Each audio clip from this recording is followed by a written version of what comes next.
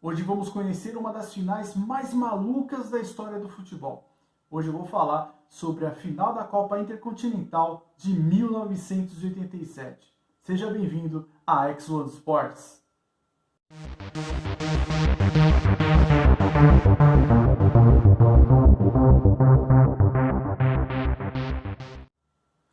Olá, tudo bem? Eu sou Tomás Oliveira, seja bem-vindo a mais um vídeo aqui da X1 Sports, onde hoje eu vou contar a história de como foi a final da Taça Intercontinental de 1987, a final entre o campeão da Taça Europeia de Clubes, o Porto, contra o campeão da Libertadores da América do mesmo ano, o Peñarol do Uruguai. Mas antes, eu peço aí que você me ajude com o seu like, com a sua inscrição, para que ajude o nosso canal aí crescendo aos pouquinhos, tá legal? E aí eu vou trazendo mais conteúdos e mais curiosidades aí da história, não só do futebol, mas também do esporte. Muito bem, antes de contar essa história, como foi esse jogo, vamos falar um pouquinho do contexto, né? O que era a Copa Intercontinental, como funcionava.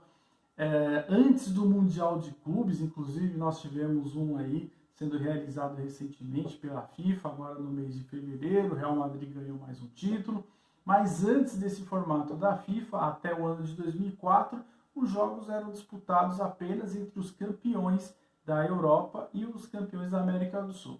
A Copa Intercontinental surgiu nos anos 60, quando tanto a Conmebol quanto a UEFA se juntaram para fazer um desafio ali entre os seus campeões, né, os seus clubes campeões continentais, para saber qual que era o melhor. Então nasceu aí o desafio da Taça Intercontinental entre o campeão da principal liga da Europa, que na época era a Taça Europeia de Clubes, e a Libertadores da América na América do Sul, onde havia uma final única. Uma final em 2 jogos, né, sendo uma realizada no campo do time europeu e outra no campo do time sul-americano. Então, nos 2 jogos aí, que tinha o melhor resultado no agregado, levava o título. Porém, a FIFA, desde o começo, nunca gostou muito da ideia. Primeiro, não pelo fato da Copa Intercontinental não agregar outros times, tá? Porque isso aí é balela. Na verdade, a FIFA não gostava por ela não ser a entidade que estava fazendo a gestão. Então, enfim, coisas da política. A FIFA sempre não viu com bons olhos essa competição, justamente porque não havia a chancela da FIFA para tornar essa Copa como uma Copa que desse um título mundial para o vencedor. Então, lógico que o campeão, os times que ganhavam esse título se consideravam como campeões mundiais, mas a FIFA até 2017 nunca havia reconhecido esses clubes como campeões. Primeiro da Taça Intercontinental e depois da Toyota European South America Cup, que nós conhecemos aqui como Copa Toyota, né, que foi ser disputada a partir de 1980.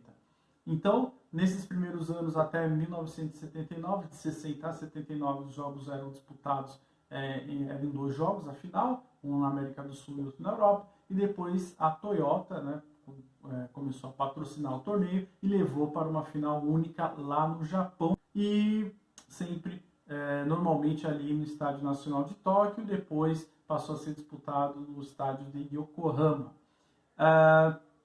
Muito bem, já conhecemos um pouco da história, do contexto, né, do torneio da Copa Intercontinental, lembrando que em 2017, né, a FIFA reconheceu os campeões da Copa Intercontinental, tanto da Intercontinental como da Toyota Cup, como campeões mundiais, tá? Então, se você ficar aí zoando seu colega falando que a Copa Toyota não é mundial, é sim. Então, desde 27 de outubro de 2017, no Congresso da Índia, a FIFA reconheceu todos os campeões da Toyota Cup e da Taça Intercontinental como campeões do mundo. Tanto é que o Real Madrid ganhou seu 8º título mundial. Então, a FIFA reconheceu sim. Então, Grêmio, Santos, Flamengo, São Paulo têm títulos mundiais antes de 2004. O São Paulo foi o único time que ganhou as 2 versões, né? O Corinthians venceu a primeira versão FIFA em 2000 e depois, em 2012, ganhou de novo. Mas antes da era FIFA, todos os campeões da Intercontinental foram reconhecidos como campeões do mundo. Fim de papo. Então, Agora vamos falar sobre os protagonistas dessa final. O Winkelhofer já passou o Madger, o cruzamento, Juari, golo! É golo do Porto! Juari! 2 minutos depois de ter dado o golo a Madger, recebeu um passe do argelino para marcar. É golo do Porto! Primeira vantagem do Porto no jogo e já não falta muito para o fim do encontro. Muito bem, o ano é 1987. Na Europa nós tínhamos aí a disputa da Taça Europeia de Campeões, temporada 86-87, e na final em Viena, o Porto venceu nada mais nada menos do que o Bayern de Munique, o poderoso Bayern de Munique. O Porto conquistava assim o seu primeiro título europeu de clubes, sendo o segundo time de Portugal a chegar a essa conquista. O primeiro havia sido o Benfica lá nos anos 60. Muito bem, o Porto venceu um jogo de virada, né? Ele saiu perdendo do Bayern de Munique, empatou e depois virou, venceu por 2-1 e conquistou aí a vaga para disputar a final do Intercontinental. O Porto tinha jogadores assim lendários na época, como os atacantes Madger e Fernando Gomes, que é considerado até hoje o melhor jogador da história, o maior artilheiro, né, melhor dizendo, da história do Porto. Então são dois jogadores lendários aí que fizeram história e conseguiram levar o Porto à sua primeira conquista continental. Daí o Porto iria para Tóquio enfrentar o Clube Atlético Peñarol do Uruguai.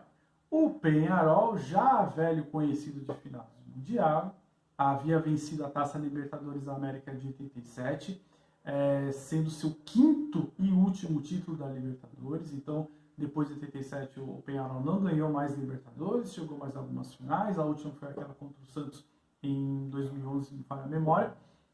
E na final jogou contra o América de Cali.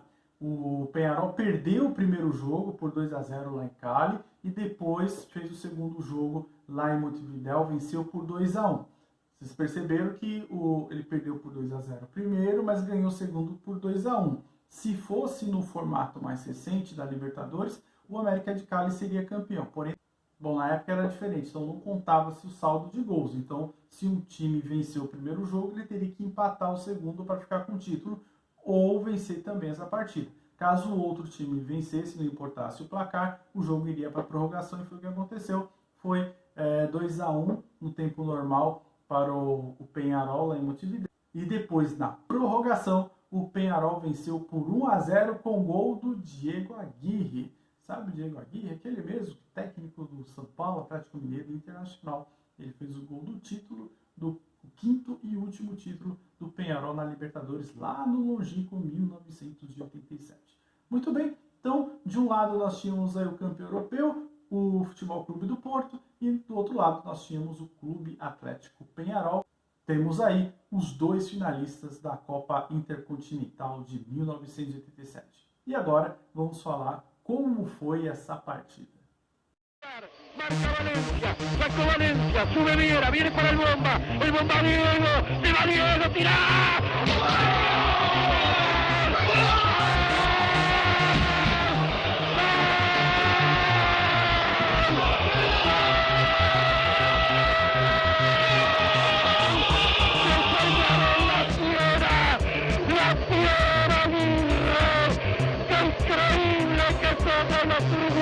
Por Dios, qué increíble, tengo ganas de gritar y no puedo, tengo ganas de saltar y no puedo, tengo ganas de llorar. Isso aí, dia 13 de dezembro de 1987, Estádio Nacional de Tóquio, no Japão, horário aproximadamente meio-dia, estava tudo pronto para a grande final entre os campeões da Europa e da América do Sul para decidir quem seria o campeão intercontinental ou campeão mundial de 1987. Bom, estava tudo certo como nos outros anos, porém não contavam com uma situação que até então foi inédita.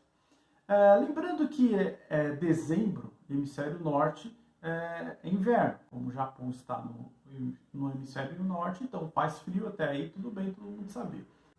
Porém, normalmente nessas datas, no Japão, faz muito frio, mas não neva com tanta intensidade. E nesse ano, em 1987, aconteceu uma coisa que ninguém havia previsto, nem a previsão do tempo. Foi uma nevasca fora do normal, totalmente insana, justamente na véspera da partida. Mas nevou muito, e a ponto do gramado totalmente ficar coberto de neve. Se você assistir outras finais que aconteceram antes, você vai perceber que você vê lá os jogadores normalmente com blusa, porque realmente faz frio, mas normalmente o tempo está aberto, está ensolarado até, mas com a temperatura bem baixa. Mas dessa vez foi diferente, simplesmente nevou de forma bizarra e o gramado ficou totalmente coberto por neve. Porém, os organizadores da Toyota Cup da edição 1987 acharam que daria para ter jogo da mesma forma.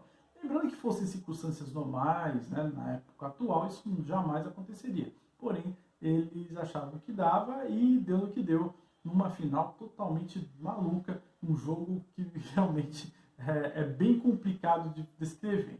Então, o que eu vou fazer? Eu vou mostrar para vocês e vou comentando os melhores momentos, se é que dá para chamar, dessa partida aí totalmente insana, que foi essa final de 1987. Então, bora lá, vamos ver como foi isso aí.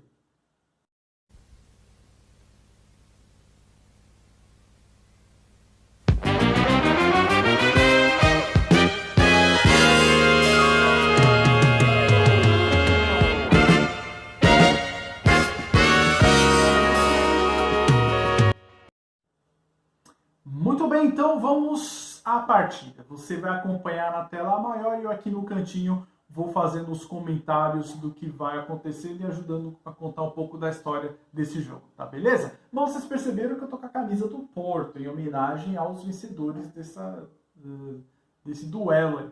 Porém, se fosse hoje, realmente ia ficar bem dividido, porque eu torço pro Peñarol lá no Uruguai, como aparece nessa foto. Inclusive, visitei a sede do Peñarol quando estive em Montevidéu, mas hoje resolvi homenagear o time que eu torço em Portugal, é justamente o Futebol Clube do Porto. Então, vamos lá, vamos acompanhar então essa final bem louca que aconteceu em 87. Então, no início da transmissão temos aí, né, a abertura com os nomes das equipes, Futebol Clube do Porto, Clube Atlético Peñarol, e as escalações do Porto. Aí vemos o Madger, o Gomes, o juiz Franz Horer da Áustria.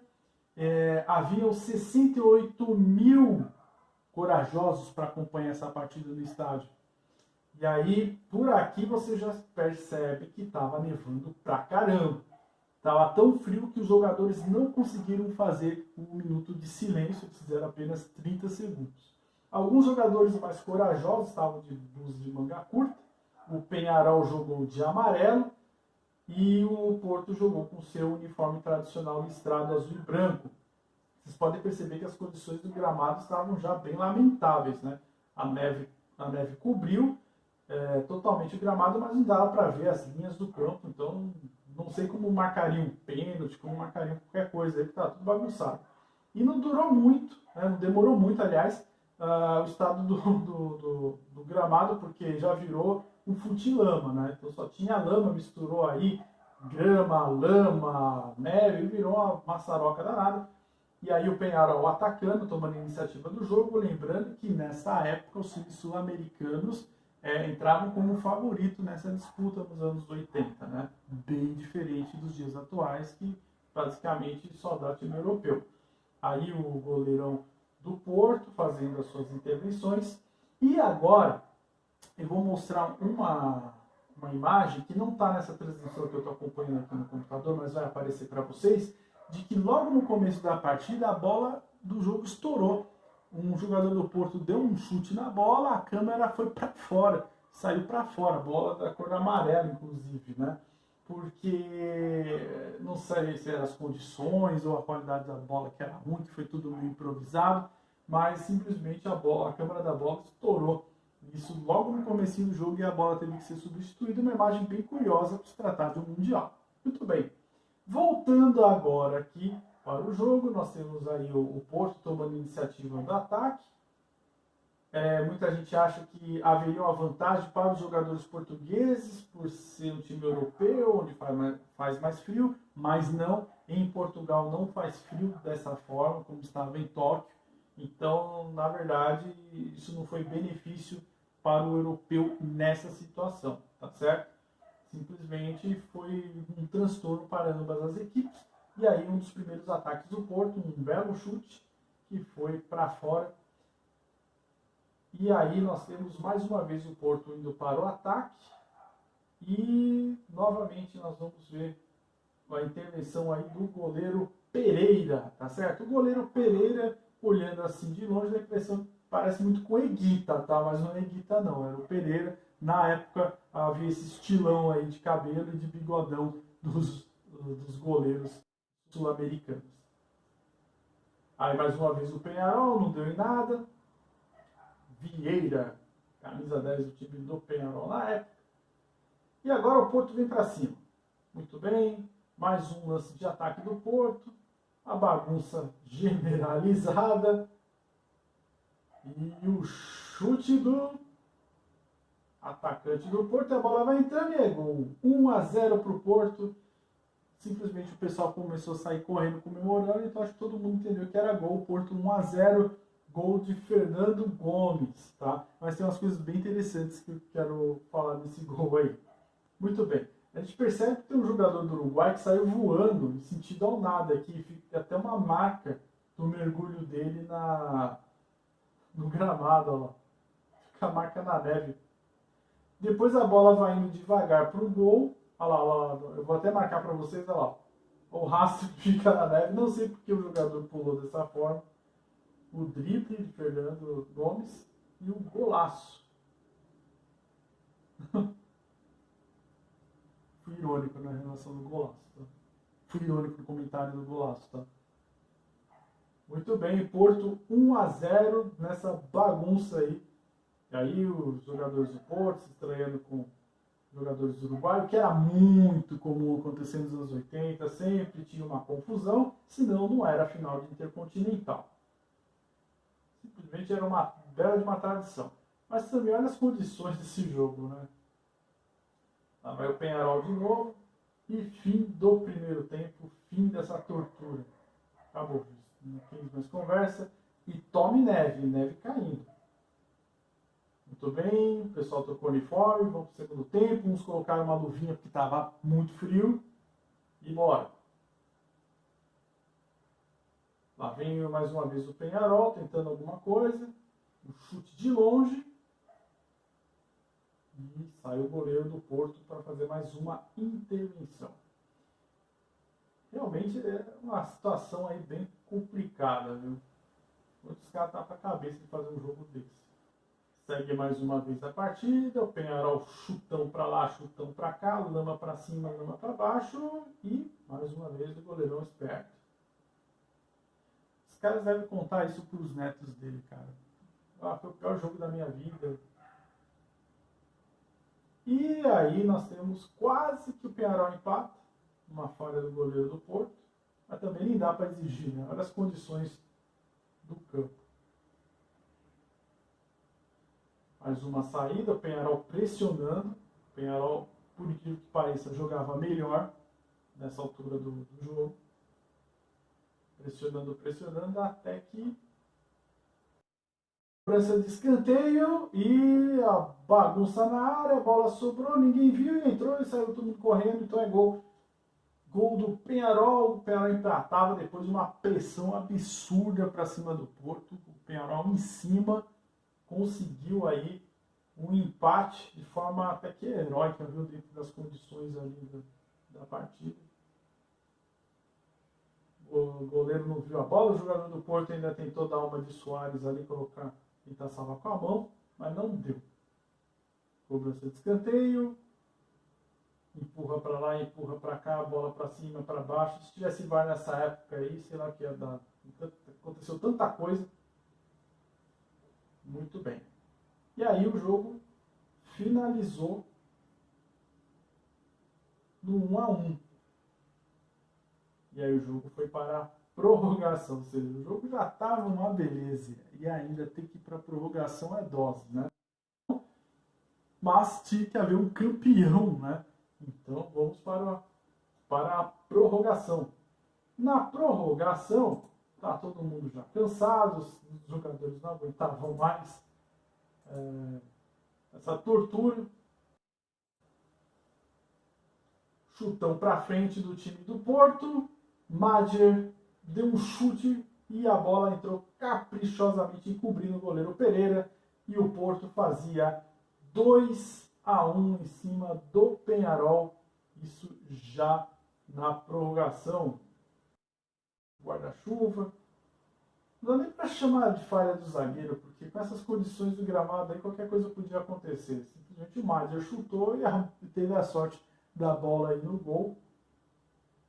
E esse é o gol do título do Porto. Não falei, não é nem para chamar de falha do camisa 2 ali no Peñarol, porque realmente era tanta lama, não dá para ver nada. O Peñarol ainda no finalzinho tentou fazer alguma coisa. Pressionou um pouco. Pressionou para ver se não dava para os pênaltis. E aí nessa última cobrança de escanteio, o juiz resolveu acabar com a partida. E os Dragões venciam os Carboneiros em Tóquio e conquistavam seu primeiro título mundial em 1987, se tornando aí o primeiro clube de Portugal a ser campeão mundial de futebol. Muito bem, e essa foi a história do título dos Dragões. O Porto venceu nessa partida totalmente maluca, totalmente insana, nessas condições totalmente adversas. O Porto conseguiu conquistar o seu primeiro título mundial. O Porto que depois foi campeão mundial também em 2004, sendo campeão da última edição da Toyota Cup, né, onde ele venceu o Once Caldas, e fechou aí a era da Taça Intercontinental, e a partir de 2005 a FIFA começou a fazer a gestão do campeonato mundial no formato que se segue aí até hoje, tá certo? Espero que tenham gostado do vídeo. Mais uma vez peço aí sua ajuda com like ou com a sua inscrição no canal e nos vemos no próximo vídeo. Valeu, muito obrigado e até a próxima e tchau, tchau!